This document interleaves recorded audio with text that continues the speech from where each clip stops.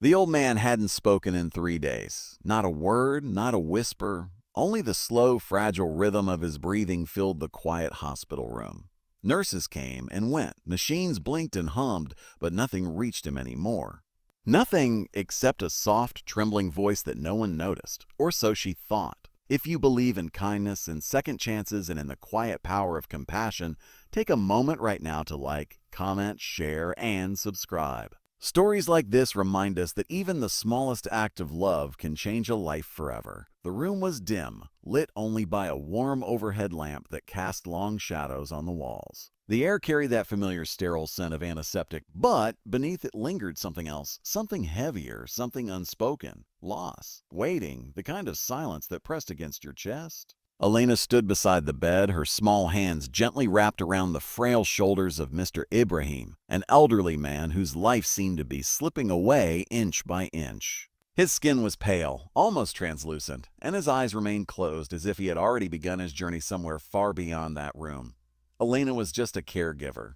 That's what her badge said. But the truth was, she was much more than that. She was the one who stayed when others left. The one who whispered comfort into ears that might not hear. The one who treated every patient as if they were family, because in many ways they were all she had. Her life outside the hospital was far from easy. She lived in a small, cramped apartment with peeling paint and a leaking ceiling.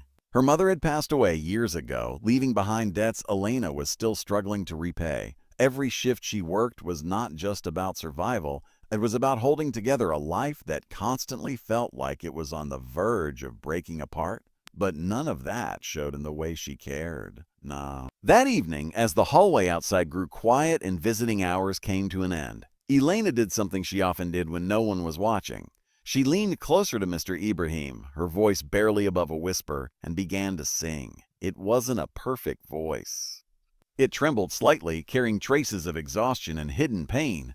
But it was warm, deeply human, the kind of voice that didn't just fill a room. It reached into the soul. She sang an old lullaby her mother used to hum when times were hard, a song about rest, about peace, about letting go of fear. Her hand moved slowly along the old man's back, a gentle rhythm that matched the melody as if she were guiding him through the darkness. What Elena didn't know, what she couldn't possibly have known, was that she wasn't alone. Standing just outside the half-open door was a man in a dark suit. His posture was rigid, his expression unreadable, but his eyes were fixed on the scene before him with a depth that betrayed everything he was feeling. His name was Daniel Ibrahim, and he was not just any visitor, he was a millionaire. A man who had built an empire through relentless ambition, sharp decisions, and a heart that had long ago learned to prioritize success over sentiment. He hadn't been there for his father in years. Not really. Business meetings, international deals, endless flights. There was always something more important until the call came. Your father doesn't have much time left. Those words had shattered something inside him, something he hadn't realized was still there. He had rushed back, guilt gnawing at him every step of the way. But when he arrived, he couldn't bring himself to enter the room. Not at first. So he stood there, just beyond the doorway, watching, and what he saw changed everything. He saw a young woman holding his father as if he mattered. As if his life still had weight, he heard a song filled with tenderness, a kind of care he himself had failed to give. And in that moment, something inside Daniel cracked open. Memories flooded back, his father teaching him how to ride a bicycle, staying up late to help with homework, working endless hours just to give him a better life. And what had Daniel done with that gift? He had chased success so fiercely that he had forgotten the man who made it possible. Oh. Inside the room, Elena continued to sing, unaware of the storm unfolding just outside. Tears slipped silently down Daniel's face. He didn't move. He couldn't. It felt as though if he stepped forward, he would shatter the fragile, sacred moment that was unfolding before him. For him. For the first time in years, he wasn't thinking about money or power or status. He was thinking about love, about regret, about everything he had lost and everything he might still have a chance to make right. When the song ended, Elena rested her forehead gently against Mr. Ibrahim's, her eyes closed as if she were offering a silent prayer. The room fell into a deep, aching stillness, and then something unexpected happened. The old man's fingers moved, just slightly. barely noticeable. But Elena felt it. Oh, pie. She pulled back, her heart racing, her breath catching in her throat. His hand tightened weakly around hers, as if responding to something deep within him, something the song had reached. Tears filled her eyes. "A stay," she whispered softly, though no one else could hear. Outside the door, Daniel stepped back, overwhelmed. His world, once so clear and controlled, now felt uncertain and fragile. That young caregiver, someone with nothing, someone invisible to people like him, had done what he could not. She had reached his father. That night, Daniel didn't leave the hospital. He stayed, not as the powerful businessman everyone knew, but as a son, quiet, broken, and searching for redemption. The next morning, he returned to the room. This time, he stepped inside. Elena looked up, surprised. Quickly wiping her eyes and adjusting her posture, she greeted him politely, unaware of who he truly was, unaware that he had seen everything. But Daniel noticed everything about her, the tiredness in her eyes, the worn fabric of her uniform, the way her hands, though gentle, carried the weight of someone who had endured far more than they should have. Days passed, and Daniel kept returning. He watched as Elena cared for his father with unwavering patience. He saw her skip breaks just to stay by his side. He noticed how she spoke to him not as a patient, but as a person. And slowly, quietly, something began to change in him. For the first time in years, he started to show up, not just physically, but emotionally. He sat beside his father, held his hand, and spoke words he had kept buried for too long. And every now and then, Elena would sing. One evening after a particularly long shift, Elena sat alone in the hallway, her head resting against the wall. She looked exhausted, defeated, even hopeless. The weight of her life outside the hospital had begun to catch up with her. Daniel approached her, not as a millionaire, but as a man who had witnessed her heart. He thanked her, not with grand gestures or empty words, but with sincerity, the kind that comes from deep understanding. And in that moment, Elena realized something too. That sometimes, even when you feel unseen, someone is watching. Someone is being changed by your kindness. Weeks later, Mr. Ibrahim passed away peacefully, but he didn't leave the world alone. He left it with his son by his side, and with a song in his heart. Daniel was never the same after that. He made changes, not just in his business, but in his life. He started foundations, supported caregivers, and dedicated resources to ensuring that people like Elena were seen, valued, and uplifted. And Elena? Her life changed in ways she never expected. Opportunities opened, support came, but more importantly, she gained something she had never truly had before.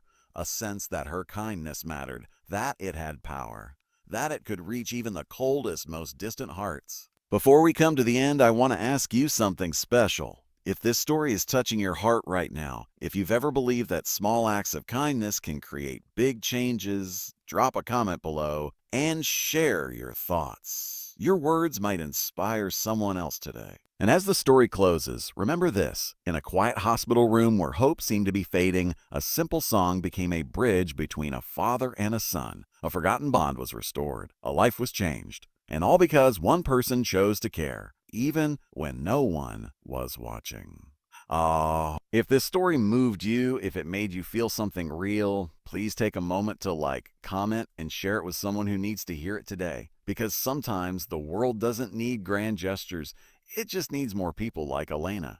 And maybe, just maybe, someone like you. The days after Mr. Ibrahim's passing felt strangely quiet, as if the hospital itself had paused to grieve.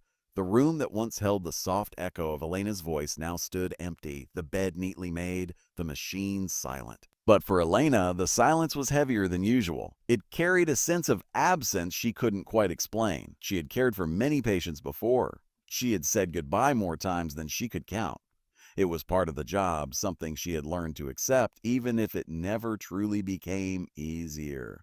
But this time was different, because this time someone had been watching. And not just watching, but changing. Elena returned to her routine, moving from room to room, offering the same gentle care, the same quiet strength. Yet something lingered in her heart, a memory of that night. The way the old man's hand had moved, the way his son had looked at her afterward. Not with superiority, not with indifference, but with something deeper, respect. Days turned into a week and then another. Life, as it always did, kept moving forward. Bills still needed to be paid. Her apartment still leaked when it rained. Some nights she skipped meals just to make sure she could afford her mother's old debts. Kindness didn't pay rent. Or at least, that's what she had always believed. One evening, as Elena finished her shift, she was called into the hospital administrator's office. Her first thought was worry. Had she made a mistake? Had something gone wrong? Her hands trembled slightly as she knocked on the door and stepped inside. But what she saw stopped her in her tracks. Sitting across from the administrator was Daniel, dressed in the same sharp, composed manner, yet somehow softer, more human. His eyes met hers, and for a moment, neither of them spoke. The room felt charged with something unspoken. The administrator smiled warmly and gestured for Elena to sit, explaining that someone had requested a meeting with her. That someone was Daniel Ibrahim. Elena's heart began to race. She didn't know why he was there. She didn't know what he wanted, but deep down, she felt that this moment mattered. Daniel stood slowly, his movements calm but deliberate. When he spoke, his voice carried a sincerity that was impossible to ignore. He told her that he had been there that night, that he had heard her sing, that he had seen the way she cared for his father, not out of obligation, but out of genuine compassion. Every word he spoke felt like a revelation to Elena, because she had never expected anyone to notice. Daniel continued, his voice growing heavier with emotion. He admitted that he had spent years chasing success, believing that money could fix anything. But standing outside that door watching her, he realized how wrong he had been. There were things money couldn't buy. Time, presence, love. And yet, Elena had given all of those freely without expecting anything in return. For a moment, the room fell silent again. Then Daniel did something unexpected. He thanked her. Not as a wealthy man offering polite gratitude, but as a son whose heart had been changed forever. And then he made her an offer. At first, Elena didn't fully understand. It sounded too big, too unreal. He explained that he had started a foundation in his father's memory, one dedicated to supporting caregivers, providing better conditions, fair wages, and opportunities for those who often went unnoticed. And he wanted her to be a part of it, not just as an employee, but as someone who could help lead it. Elena felt overwhelmed. Her mind raced with doubt, fear, disbelief. She was just a caregiver. She had no special education, no connections, no experience in something like this. Why her? Daniel seemed to understand her hesitation. He told her that leadership wasn't just about degrees or titles. It was about heart, about understanding what people truly needed, about showing up when it mattered most. And she had already proven that. Tears filled Elena's eyes as she sat there, caught between the life she knew and the possibility of something entirely different. For the first time in years, hope felt real. But hope, as powerful as it is, can also be terrifying, because it asks you to believe, to step into the unknown, to trust that something better is possible. That night, Elena returned to her small apartment and sat in the dim light, staring at the cracks in the ceiling. Everything around her felt the same, but inside, something had shifted. She thought about her mother, about the sacrifices she had made, about the kind of life she had always dreamed of but never believed she could have. And then she thought about the hospital room, the song, the old man's hand moving. The way one moment, one act of kindness had set everything in motion. It didn't feel like coincidence. It felt like purpose. The next morning, Elena made her decision. She said yes. The transition wasn't easy. Stepping into a new world surrounded by people with experience and confidence, Elena often felt out of place. There were meetings she didn't fully understand, decisions that felt overwhelming, moments where self-doubt crept in like a shadow she couldn't shake. But Daniel didn't let her fall. He guided her, supported her, reminded her why she was there, and slowly she found her footing. What made Elena different wasn't what she knew, it was what she felt. She listened to caregivers who were exhausted and underpaid, to families who felt lost and helpless. To patients who needed more than just treatment, they needed humanity. And with every story she heard, she shaped the foundation into something real, something meaningful. Programs were created, support systems were built, training improved, wages increased, lives began to change, not just for caregivers but for the people they cared for.